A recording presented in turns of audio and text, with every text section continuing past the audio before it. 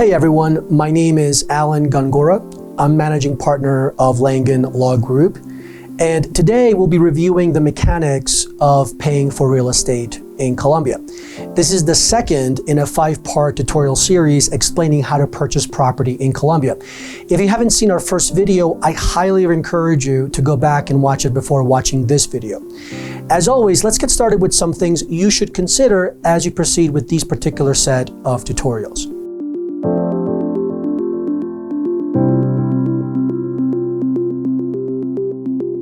These tutorials are intended to help anyone interested in buying a single-family home or a condo. Anyone buying property lots, pre-construction condos, and other property will find this tutorial very, very useful. However, feel free to check out our YouTube channel or our Facebook page because we may have already published additional tutorials that will focus on those types of transactions separately. The difficulty level for these tutorials is basic. This means you don't need any prior understanding of this process and you don't need any real specialized knowledge of the topic. It should be very user-friendly for anyone interested in buying property in Colombia. As always, keep in mind that these tutorials are only intended to provide general observations and suggestions. Remember that while I'm a licensed New York corporate attorney and while everything you will hear and see has been reviewed and approved by Colombian attorneys, these tutorials are not intended to provide actual legal advice. We highly recommend that you consult with your own local attorney to discuss your own specific legal requirements. And with that out of the way, let's get started.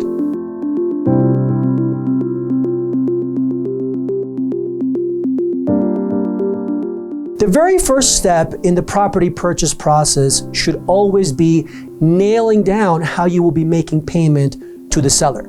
It's always the first step because it can take a while to register financial accounts in Colombia. You don't want to find a perfect property and spend weeks, maybe months, trying to figure out how to make payment to the seller. There are usually 3, sometimes 4 ways to pay for your real estate purchase in Colombia. Transferring funds into your own personal bank account in Colombia is usually the best option when you're buying property.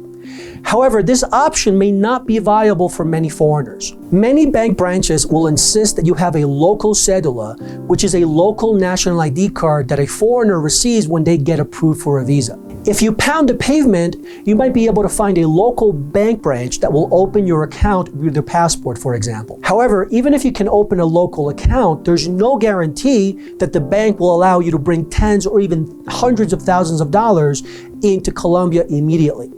Colombia is still one of these places that still sees a ton of money laundering. So Colombian banks may scrutinize your transfers to the point of rejecting big transfers until you have a bit more of history as a client. This is a much more involved conversation, but bottom line, if you're not a tax resident, your bank account may not allow you to register your foreign direct investment with the national bank. Check with your local counsel to make sure you can actually use a local bank account to pay for your property. Here's our advice on this.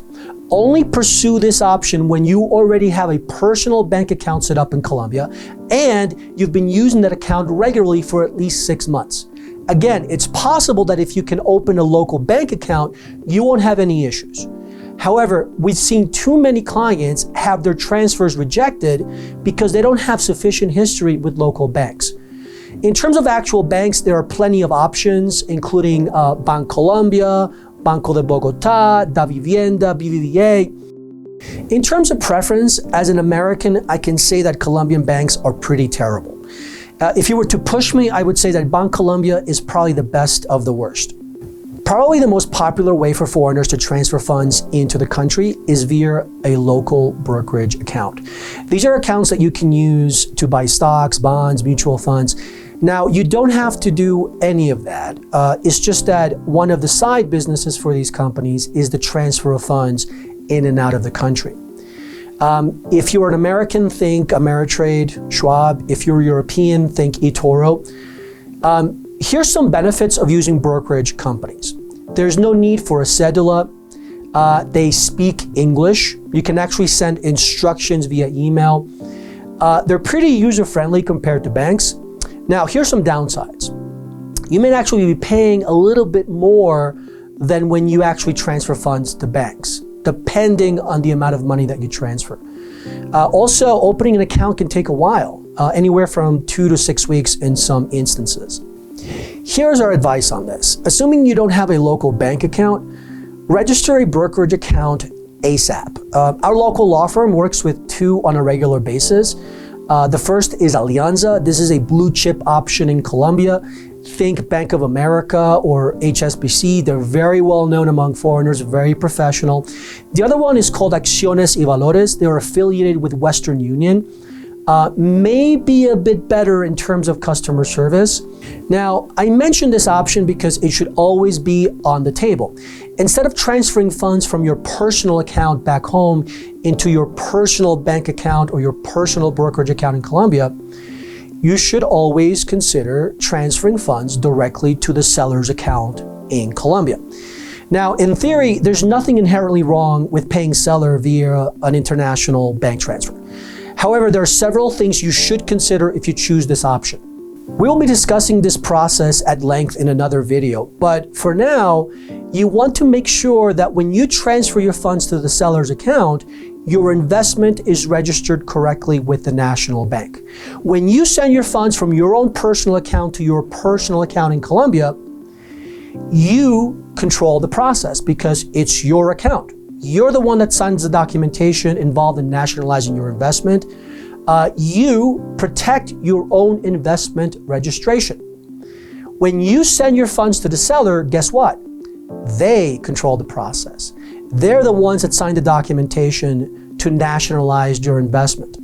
The potential risk here is that occasionally we do see super irresponsible sellers who don't really care about registering your investment with the national bank correctly. They will sign anything just to get your funds as quickly as possible. And they don't register your investment correctly, which creates a problem for you down the line. Here's our advice on this. If for some reason you can't easily transfer funds into your personal account or brokerage account in Colombia, maybe because your brokerage account application was rejected, maybe getting a brokerage account set up takes too long, you have to act quickly because there are multiple buyers, feel free to transfer funds directly to the seller, but make sure that your local attorney manages the process. This literally means that they coordinate with the seller as funds are transferred and they draft the documentation the seller signs to nationalize the funds. This is something we get asked a lot given the complications involved in transferring funds into Colombia. Basically, there are some situations where you may be able to pay the seller outside of Colombia. Check with your local attorney whether this applies to you. Here's our advice on this. Bottom line, if your local attorney can confirm that you can actually make payment to the seller outside of Colombia, make sure your attorney knows how to register your investment with the national bank correctly. I'm not going to bore you with the mechanics, but it would involve substituting the investment registration that the seller already has with the national bank with yours and treating the seller's foreign bank account as a Colombian bank account for legal purposes until the process is completed. Remember that the full value of the transaction needs to be reported to the Colombian government. And that's the end of our second episode in this series. We encourage you to watch the remaining episodes so that you can gain additional insight into the property purchase process in Colombia. We hope that the information provided was both useful and practical. From myself and the rest of our team in Colombia, thank you for joining us. Take care, everyone. We hope you enjoyed this video. Please hit subscribe and hit the bell to get the latest content from our local law firm in Colombia.